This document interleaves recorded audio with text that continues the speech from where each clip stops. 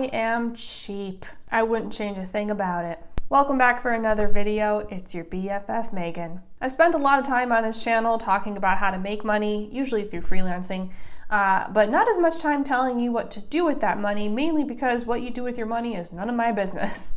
But I also realized that when I talk to you about making money, it's also about how to earn on your own terms, because that's ultimately how you're going to achieve financial freedom. If you are making money, but also bleeding money, you're not going to be financially free. So today I'm going to tell you how I live well below my means as a freelancer.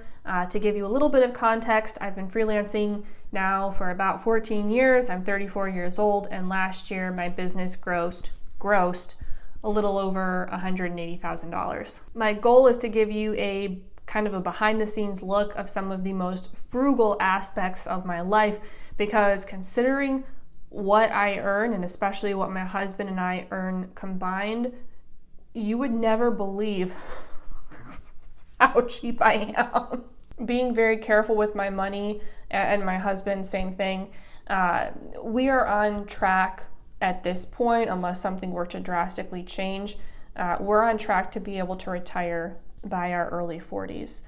We probably won't because we enjoy working, but you get the idea. This is all about financial freedom. All right, let's go. Here's how I live very below my means. Number one, I am a Marie Kondo enthusiast. If you're not familiar with her, Marie Kondo is a sort of decluttering and organizing guru. In her book, The Life-Changing Magic of Tidying Up, she talks about living with less, basically, and only keeping things that spark joy.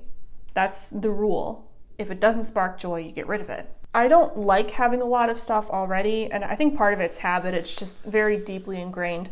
For most of my adult life, I didn't have a lot of money, so, I didn't have the option to spend. There was nothing to spend. And also, I've moved around quite a bit since, I've been living in Vegas now for 11 years, I think, and I've moved a lot.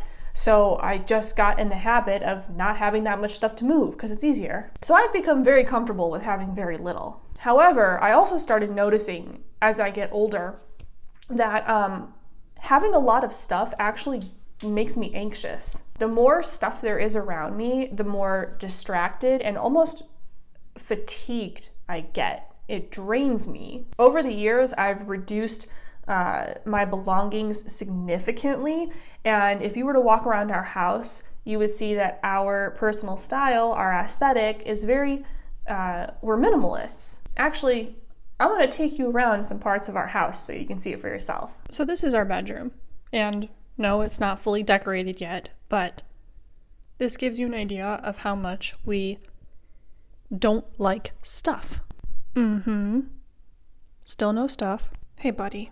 Very minimal. By having less in the first place, I noticed that I want to accumulate less, and therefore I spend less. Minimize and simplify your life, and not only are you going to save a ton of money, but you're also going to feel a lot better. Stuff isn't going to add to your life in the way we think it will.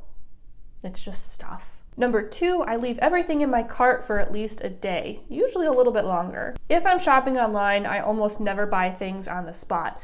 The one exception, if it's something we really need, like toilet paper, you gotta wipe your butt. Otherwise, if it's clothes or jewelry or something like that, something for fun, I put it in my cart and I leave it there for a day or 2 days. 80% of the time when I come back to it, I'm over it. I genuinely don't care about it anymore. This is because I believe a lot of the time when I'm in the mood to shop, it's really just because I'm looking for that dopamine hit that you get when you hit the buy button. In fact, I've heard that for women during certain parts of our cycle, we are actually more in the mood to shop. But that high that you get from buying something is temporary. It's gonna go away. It's like a drug. If you don't have to have something, if it's not, if your soul isn't crying out for it, then don't buy it. Don't fall prey to the impulse purchases. And as a side note, when I do decide to buy something online, I use this Chrome extension called Honey. This video is not sponsored. I just love Honey. Number 3, we always shop with a list. My husband and I love food and we love to eat. Also, I get really weird cravings for the most random foods, like 24/7. It's not a hormone thing, it's not a period thing, it's just me.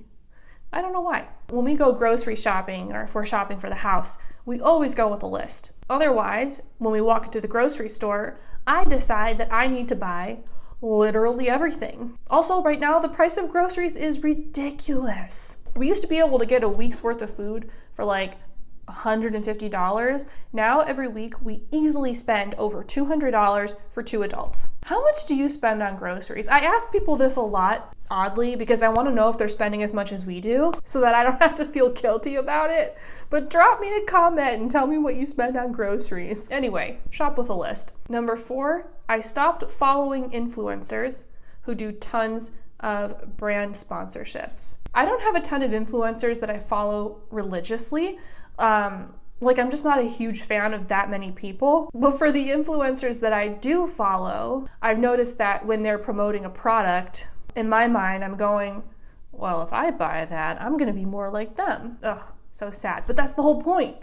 That's influencer marketing. It's working. It works on me. So these days, in general, I avoid exposing myself to too many product promotions and collaborations and sponsorships on social media, because I know that, if it's the right person promoting it, I get too easily influenced. And to be clear, this has nothing to do with the product or the brand or the influencer. It's about me. This is a me problem. I've fallen for the hype before with products that are, going viral on social media. So for me, the solution is simple. I remove the trigger. And I don't do this with every influencer. Like I mentioned earlier, it's just with the people who do it a lot, who promote very aggressively.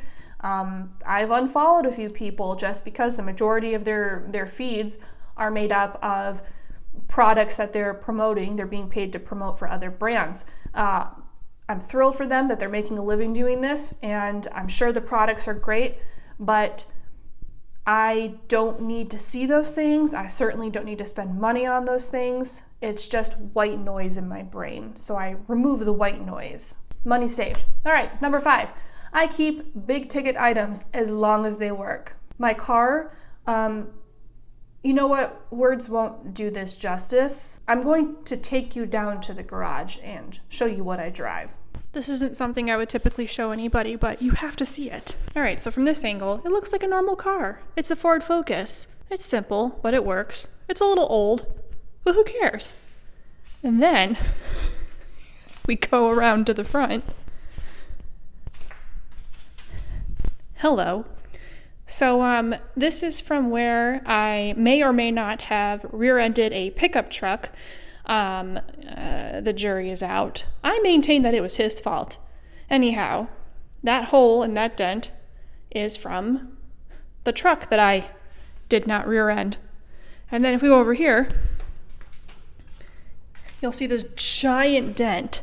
I was in the Cosmo parking garage, the Cosmo meaning the casino hotel here in Vegas, and I took a turn. I took a corner too tight, and I ran into a pillar. But in my defense, the Cosmo parking garage is absolutely, hey, it was poorly built. Hold on, I gotta open this door. And then just one more thing I want to show you because it's funny. The radio buttons came off my car. So I can't go forward or back. So if I'm listening to the radio and I accidentally hit the scan button and I pass a station that's playing a song that I like, I'm pretty much just screwed. What else? Oh, the button on the gear shift came off. So I just have to push the little nubbin on the inside, but don't worry because I have the button in here somewhere. I kept it. I don't know why, but I did. And here's Otto's Tesla. So at least one of us has a nice car. I've had this car since 2008, 2009. I shipped it from Las Vegas. I shipped it from Michigan, which is where I'm from, when I moved to Las Vegas, which is where I live now. Old Blue, that's his name. He's old. He's been through a lot. Why do I still drive this car, you ask, when I could easily afford a new one, a nicer one? Well, it's paid off for starters. That's really nice. The insurance is cheap, and I work from home, so I don't drive that much anyway. And most of the time, if I'm leaving the house, it's my husband, Otto, and I, we're going there together, and we drive his car. So who cares about my car? Why would I go and spend thousands of dollars on a new car that 98% of the time is just gonna sit in the garage anyway? You have to weigh it out. So my car, like any car, has required repairs, but I've always been sure to check, are these normal repairs that any car would need? And thus far, every mechanic I've ever seen has said, yeah, this is normal maintenance. When the maintenance is no longer normal, when it's, excessive maintenance because of my car's age, or if my car poops out, I'll let it go. It's gonna be a sad day, but I'll do it. And then we'll be a one-car household. But as long as that car works and it's safe to drive and the maintenance is reasonable, I'm gonna keep it. I'm gonna drive this car until the wheels fall off. Actually, funny story, the wheels have fallen off while I was doing 75 down the freeway. I just put them back on. Number 6, give fewer gifts. And before you have an opinion on this, let me elaborate. I understand that this won't always be appropriate because not everybody thinks like I do, and that's okay. I love buying gifts for people more than I love receiving. But here's how we cut back on that. My husband, God bless him, he loves to spoil me, and I also enjoy it. But we've had conversations where I've said, okay, let's tone it down a little bit. For Christmas, we usually put a limit on gifts because we don't need more stuff anyway. We have everything. How much more could we possibly need? Instead, we might say, okay, we're gonna buy fewer gifts for each other, and instead we'll save it for a purchase for the house. Because we've only been living in this house for a little under a year, so we are still very much furnishing and decorating it. Or we will opt for an experience over a bunch of gifts, something that's going to give us a really lovely memory to look back on. When I say that I buy fewer gifts, I mean when nobody is going to be offended in the process. If a friend is having a baby, which a lot of our friends are having babies, we are going to buy them a lot of gifts. Other times, like for my birthday, I'll ask Otto, maybe get me one small gift and then dinner, and I'm happy. One of the things that I don't like about gift giving is when you're doing it because you feel obligated. I don't like giving or receiving gifts just for the sake of doing it. I'd rather it be something really meaningful or something that they're going to get a lot of use out of. So that's why, personally, my approach is one really awesome gift, opening one gift that they're going to love is better than 10, quality over quantity. Anywho, I know that's not everyone's jam, and that's okay, but I'm just telling you my experience. These are my own opinions. You don't have to agree. Number 7, buy produce that is local and in season, and buy clothes that are out of season. Typically, the less food has to travel to get to you, the cheaper and fresher it is. That's not always the case, but a lot of the time it is. On the flippity flip, if you buy produce that had to be shipped in from very far away, or if it wasn't in season, or it wasn't native to the area and they had to force it to grow, very often that type of food has a higher price tag. If you don't know what's local and in season in your area, Google it. On a related note, I try as much as I can. This is a cool little trick. I stick to the perimeter of the grocery store as much as possible. Check it out next time you're shopping. I bet you didn't notice this yet. When you move in toward the center and start hitting the shelves, that's where all the processed food is. It's not all processed, but a lot of it is. And it might look cheaper, but you're actually not getting as much bang for your buck. Yeah, it's easier because it's, pre-made and pre-packaged. But if we're talking purely about money, if you stick to the perimeter of the store, that's where all the fresh food is. Also, at the grocery store, I am not above clipping coupons. I love a good coupon. Anyway, second part of this, buy clothes that are out of season or about to go out of season. You ever notice how at the end of every season, stores and brands run big sales? Why? It's because they're trying to get rid of all of that current inventory so that they can make room for the next season's inventory. They're trying to get rid of that stuff, so they mark it down to clear out the space. Even though that season is over and you won't wear it until next year or when the weather permits, you're going to get it for a much better price. This is great for people like me who don't care about what they wear so much. Number 8, I buy used. I'm not telling you to buy used underwear, okay? So calm down. But there are ways to find gently used or even new stuff that people are trying to get rid of, and because it was pre-owned, you can get it for a much better deal. I have bought a ton of clothes from swap.com. Not sponsored, I just love swap.com. Although if they would like to sponsor me, I'd be totally open to that. I've also heard good things about ThredUp. I do not have personal experience with it, so I can't vouch for it myself, but I've heard good things. With Swap, you can actually, and they have filters on the website, you can buy clothes, shoes, yada yada, that still has the tags on it. It's brand new, it's never been touched. And they're much cheaper than if you were to go and buy them in the store. You can find really good deals on Facebook Marketplace, not always, but you can. Just be careful because there are a lot of weirdos out there. And then also look for auction sites. A friend of ours, thank you, Kayla, she introduced us to Nellis Auction, which is, local here in Vegas. And we have bought a bunch of decor for the house for super cheap. So look for auction sites that have locations in your area or ones that are open to shipping. And you can find a lot of stuff, a lot of expensive stuff, heavily marked down. Number 9, when possible, I do it myself. I DIY it. DIY, do it yourself, do it myself. DIM, whatever. If you have the knowledge and resources, there are things that you can do yourself and save a ton of money. For instance, sometimes I like to have fancy nails. Not right now. I do them myself, I do them at home. I'm happy with the results. I actually enjoy doing it. Something about it's like very calming for me, like almost therapeutic or meditative. And it's a million times cheaper than going to the salon every couple weeks. Our yard, I'll show you that in a minute.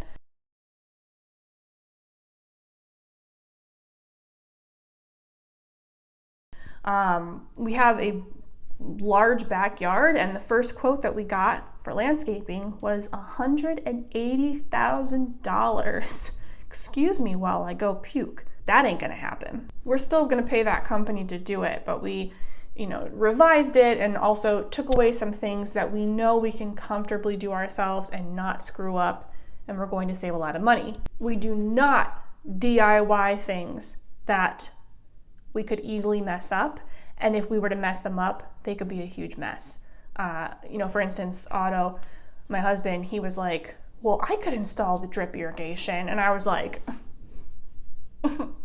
nah.